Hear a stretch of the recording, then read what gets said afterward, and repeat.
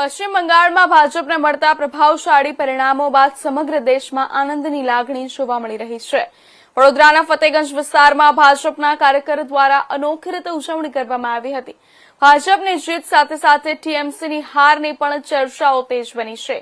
પશ્ચિમ બંગાળમાં ભાજપનો ભગવો લહેરાતા દેશભરમાં ખુશીની લહેર ફેલાઈ છે।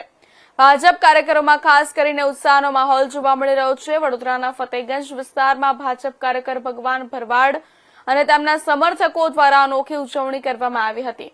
મમતા બેનર્જીના ફોટોને રોડ પર મૂકી તેના પર ઉભા રહી વિરોધ પ્રદર્શિત કરવામાં આવ્યો હતો।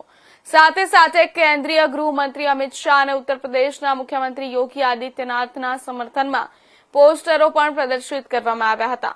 ટીએમસીની હારના સમાચાર મળતા જ કાર્યકરો દ્વારા ફટાકડા ફોડી અને મોઢું મીઠું કરી ખુશી વ્યક્ત કરવામાં આવી હતી।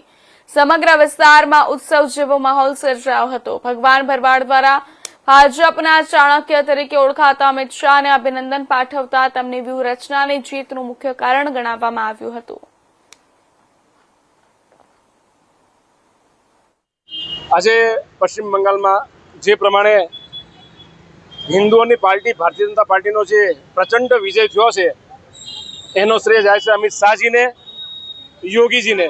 કેમ કે અમિત શાહજી 4 મહિનાની જે મહેનત હતી જે ત્યાં રહ્યા અને જે ફોર્સ ઉતારી ગામે ગામ, એટલે હિન્દુઓને એક શક્તિ આવી વોટ કરવાની।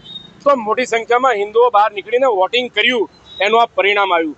બાકી પશ્ચિમ બંગાળમાં અમને ખુશી એ વાતની છે કે આજે બંગાળ આઝાદ થયું। જે ત્યાં નર હિન્દુઓનો જે રાત દિવસ થઈ રહ્યો હતો એ હવે અટકશે।